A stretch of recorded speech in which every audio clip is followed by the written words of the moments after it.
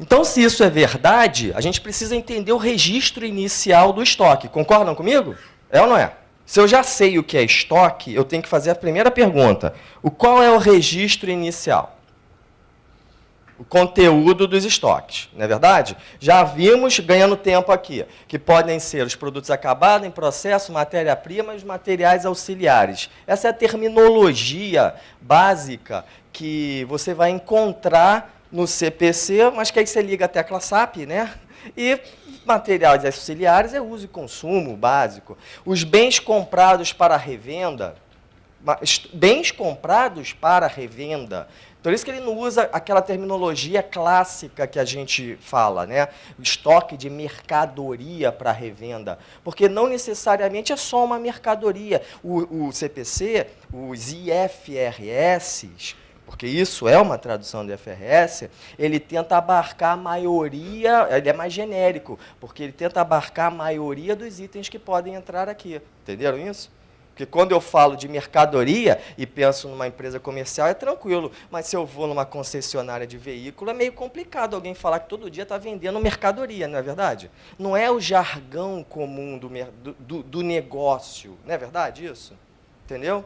Então, essa é a grande lógica do porquê que você encontra essas terminologias. E aí, o que é o custo de aquisição na sua mente? Quando eu falo de estoque, a primeira coisa que eu tenho que falar é o custo de aquisição, não é verdade? Porque o estoque, ele é avaliado a quê?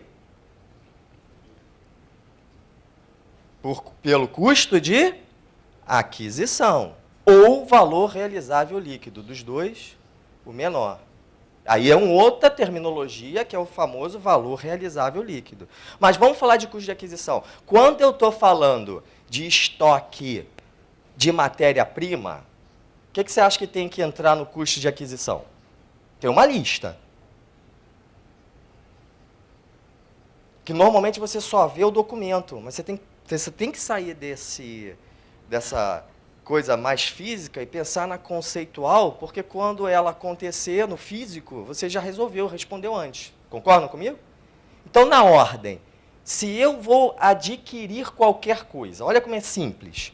Todo mundo aqui já ouviu falar naqueles termos FOB, CIF, Ex-Delivery Ship. Já ouviram falar nisso? Que são os Incoterms? Já não viram, não já? Então, vamos lá. Quando eu vou comprar uma mercadoria, eu estou dentro da minha empresa. E é legal você imaginar assim, que a contabilidade acontece antes da contabilidade, né? A primeira coisa que um comprador pergunta para a pessoa que está do outro lado da linha do telefone ou do computador, né, se for um e-mail, é o quê? É o preço da mercadoria. É a primeira coisa. Vamos dar um exemplo aqui. Eu tenho uma empresa, um magazine. Eu vou ligar para uma Brastemp da vida e eu vou perguntar o que primeiro? Qual é o preço? Quero comprar uma geladeira. Qual é o preço da geladeira? Primeira pergunta, não é verdade? Então, isso é o FOB. O FOB é isso. É quando você liga para outra empresa e pergunta para ela simplesmente quanto é o preço da geladeira. Eu estou sendo simplista. Por quê? Porque FOB é free on board. É como se o fabricante tivesse, é uma analogia simplista, tivesse pegando a geladeira do galpão de produto acabado dele, né, colocado na porta da fábrica e dito assim para você, te vira que agora é teu. O filho é teu. Entendeu isso? Está free on board, tá livre para você. Tudo bem até aí? Só que todo mundo sabe que mercadoria não vai materializar dentro da nossa empresa do nada, vai? O que a gente precisa? Trazer a mercadoria de um ponto para outro, não é óbvio isso? E ao trazer a mercadoria de um ponto para outro, eu tenho que incorrer em quê? Frete. Dá para ter a mercadoria sem ter o frete? Pergunto eu a vocês, dá para ter a mercadoria sem ter o frete, meus amigos? Enquanto não inventarem o teletransportador, não é verdade? Então, o frete faz ou não faz parte do custo de aquisição? Por que o custo de aquisição é importante entender? Quando eu faço essa perguntinha de brincadeira para você, é porque você tem que se perguntar o seguinte, não basta, a contabilidade ela é muito mais do que só aquele objeto que você está vendo, a essência, o objeto núcleo. Né? Se você olhar, então, o CPC 20 de custos de empréstimo, você começa a entender que muitas vezes a gente tem os penduricalhos, aquilo que a gente está comprando. O estoque imobilizado é a mesma coisa. Então, quando eu compro estoque, é inevitável ter frete. Aí vem a pergunta, o frete pode ser próprio ou pode ser terceirizado? Concordam comigo, pessoal? Se o frete for próprio, desculpa, melhorando, facilitando, se o frete for terceirizado, eu recebo a nota fiscal do fabricante e, à parte, eu recebo o quê? Um conhecimento, uma nota, um conhecimento de um ECF atual, não é isso? Não é? Mas e se o frete é próprio? Vai vir nota fiscal de cobrança? Como é que faz, então? Não está embutido no custo. Quando o frete é próprio, não está embutido no custo. O custo sou eu que formo, já repararam isso?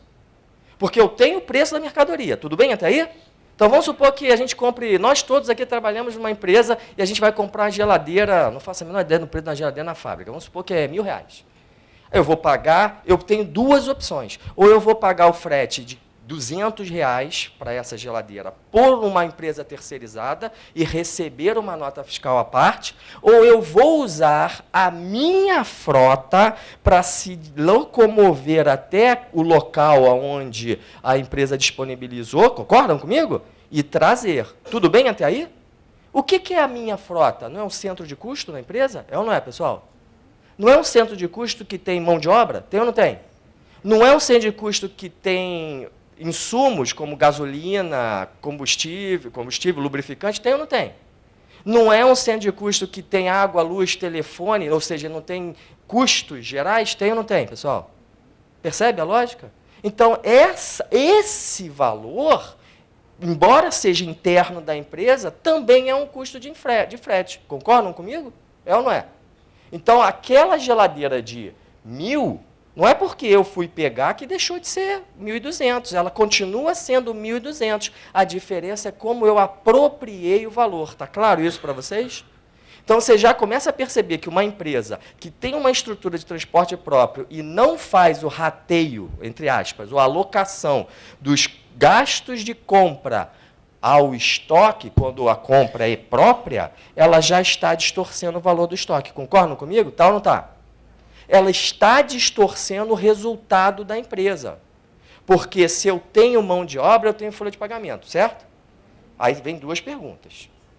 Se eu não jogar essa mão de obra no estoque, eu vou jogar onde? Eu vou ter contabilidade, começando pelo avesso. Eu tenho um crédito de folha de pagamento, tenho ou não tenho? E tenho que escolher o débito agora. Mas eu não fiz um processo, um controle interno, olha a importância disso, para alocar o valor dos fretes de compra, porque ainda tem os de venda, ao estoque. Então, invariavelmente, o que deve acontecer? Eu tenho que dar um débito, não tenho que dar um débito? Vou dar débito no ativo? Não. Vou dar débito no PL? Não. Vai acabar caindo para onde? No resultado. Então, eu chamo de resultado aquilo que, na verdade, é o quê? Estoque. Eu acabo de distorcer o lucro da empresa, eu acabo de distorcer o desempenho da empresa. Entendeu a lógica? Destruir a contabilidade daquele mês, qualquer coisa certa que você faça, pode estar distorcendo substancialmente. Uma empresa que a maioria tem grandes estoques, por si só isso pode estar distorcido naquele mês. Tudo bem? É óbvio que o estoque gira e ao longo do ano se acerta. Mas naquele mês, para uma empresa que acompanha o seu resultado mês a mês, bimestralmente, trimestralmente, isso pode ou não pode ser uma destruição da informação contábil, meus amigos? Acabou. Entendeu isso? Pode ter acabado, desculpa, né? Estou sendo cataclísmico, né? Estou sendo terrorista, né? A frase hoje em dia é terrorista, né? Então, se isso é verdade, acontece o seguinte: nós, cariocas, né? moramos aqui no centro urbano e vamos comprar das fábricas fora do estado e temos que ter frete. Concordam comigo? E entre o caminhão meu próprio, pegar a mercadoria lá na fábrica e me trazer, existe um risco no transporte. Existe ou não existe, pessoal? Não é óbvio isso? Se a mercadoria é valiosa, o que eu vou querer fazer? Um seguro. Eu tenho a opção de não fazer, mas quando eu faço a opção de fazer um seguro, é porque o risco-benefício é maior. E aí é uma decisão financeira. Concordam comigo? Administrativo-financeira. Mas se eu fiz o seguro, o que eu estou falando agora? Dá para ter a mercadoria sem frete? Não. Mas dava para ter a mercadoria sem o risco do seguro? Dava. Mas se eu optei em fazer o seguro, eu agreguei ao custo da mercadoria algo que eu entendi que era um custo que retornava. Entenderam isso? Está claro isso para vocês? E aí vem o seguro. De novo, o seguro pode ser, para algumas empresas por incrível que pareça, ele pode ser terceirizado ou pode ser o quê? Próprio. Está claro isso? Tudo bem? Não importa a forma de cobrança. O que interessa é que eu acabo de formar o famoso o quê? CIF. O que é CIF? Cost, Insurance e Freight. Eu não tive o custo? O custo da mercadoria é o valor da mercadoria. No nosso exemplo aqui era o quê? R$1.000. Mais 200 de frete. E bota um penduricalho aí qualquer de 100 de seguro. Concordam comigo, pessoal? Então, isso é o custo de aquisição.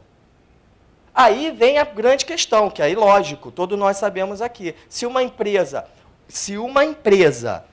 industrial compra matéria-prima, ela pode ter todos esses itens no custo do estoque dela. Pode ou não pode? Pode ou não pode? Mas e se ela é comercial? Ela pode ter esses mesmos custos? Ué, a nossa empresa não era comercial? Não comprei a geladeira ou eu vou fabricar a geladeira, pessoal? Vou vender, não vou? Está pronta.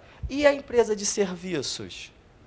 Quando o hospital liga para o laboratório pedindo uma chapa de uma ressonância magnética, que custa, no mínimo, aí bota uns milhares de reais. Você não tem o preço da chapa? Tem ou não tem? Não tem o frete para trazer a chapa para o hospital? Tem ou não tem, pessoal? E numa eventualidade disso ter valor de mercado, e eu acho que tem ou não tem um seguro ali, por menor que seja embutido nessa chapa? Tem ou não tem, meus amigos? Então, seja comércio, indústria ou serviço, eu tenho todos esses três elementos. Concordam comigo, meus amigos? O custo de aquisição da mercadoria ou da matéria-prima é invariavelmente isso. Só que é só isso. Aí começa a brincadeira. Quem já fez importação sabe que não é só isso. E mesmo uma mercadoria nacional pode ter mais coisa. Pode ou não pode? Tipo o quê? Basta seguro, frete e...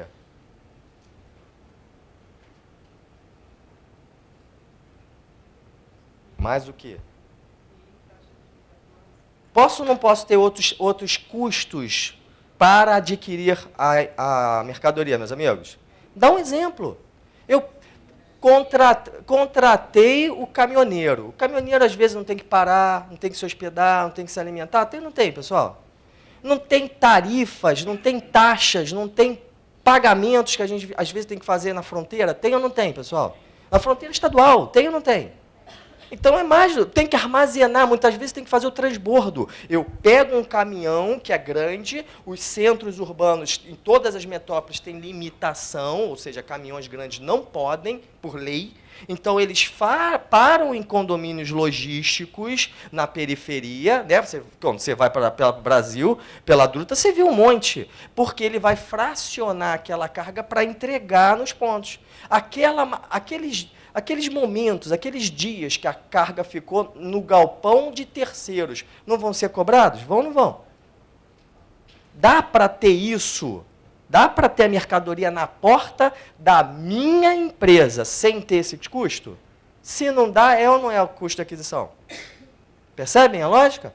Então, o que a gente está querendo falar aqui é, já lhe ocorreu que todo esse ciclo de atividades, né, esse processo gera uma movimentação física, mas diretamente ou indiretamente gera custos, e esses custos têm que ser apropriados ao estoque? Já lhe ocorreu isso? Se não havia ocorrido a você, a pergunta que fica é como eu preparo uma empresa para não perder um custo desse jogando no resultado ou jogando num lugar diferente. Entenderam isso? Porque o risco de não mapear essas contas é jogar em qualquer lugar, normalmente o resultado, destruir o resultado das empresas. Entenderam isso? Mas não acaba aí. Olha quanta coisa.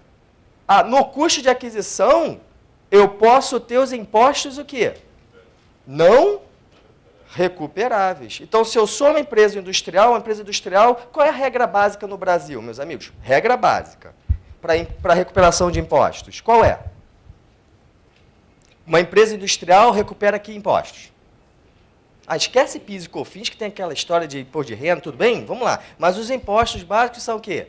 O IPI e o ICMS. Uma empresa comercial recupera o quê? O ICMS, embutido no preço. E uma empresa comércio recupera o quê? Nada. Não é verdade? Porque, sabe qual é a regra básica? Só para lembrar, é lógico que tem que ler a legislação tributária tintim por tintim, mas a regra básica é, eu recupero o imposto que eu gero. Simples assim. Aí, óbvio que tem os tratamentos tributários diferenciados, tem os famosos default, diferencial de alívio, tem tudo isso. Mas a regra básica é, eu recupero o imposto que eu gero. Se eu vou gerar na venda aquele imposto, eu recupero. Está claro isso? Então, o IPI, o ICMS, para lá para o nosso hospital, é ou não é custo de aquisição? Concordam? Simples assim, e é imposto, não importa, está lá. O IPI para o comércio é ou não é custo de aquisição? E para a indústria, desde que não seja, né, me corrijam os especialistas, se não for para uso e consumo, o IPI e o ICMS não são custos de aquisição, aquela história do imposto a recuperar. É ou não é verdade? Percebe por que o insumo para a prestação de serviços, e a maioria de vocês tem mais contato no Rio de Janeiro com serviços, acredito eu, do que com indústria? Já pararam para pensar nisso? A contabilidade de estoques de serviço, ela é infelizmente, mal compreendida e maltratada nos estados, não só no Rio de Janeiro, como em todo lugar, porque carece de nós profissionais contábeis, essa noção clara de que qualquer estoque vai ter esses custos de aquisição se forem custos necessários para trazer até o estabelecimento da empresa o bem, para ele ficar disponível para uso. Entenderam a palavra que eu usei? Se aquilo é necessário para disponibilizar para a empresa, é um custo. Está claro isso para você? Beleza? Aí entram os famosos custos de conversão ou transformação. Lembra que eu falei para vocês? Comecei pela matéria-prima, certo? E aí a gente faz a analogia, simplificadamente, tem muito mais itens do que isso. Tem muito mais itens do que isso. A gente poderia passar a noite inteira aqui só nessa linha de custos de aquisição. Eu mostro para você ajuste a valor presente, eu mostro para você custos de empréstimos de ativos qualificados, eu pergunto para você da variação cambial. Como é que funciona a variação cambial? Tem que dominar isso. Alguém tem dúvida nisso? Se tiver, como é que é?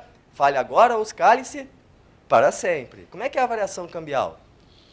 Domina isso?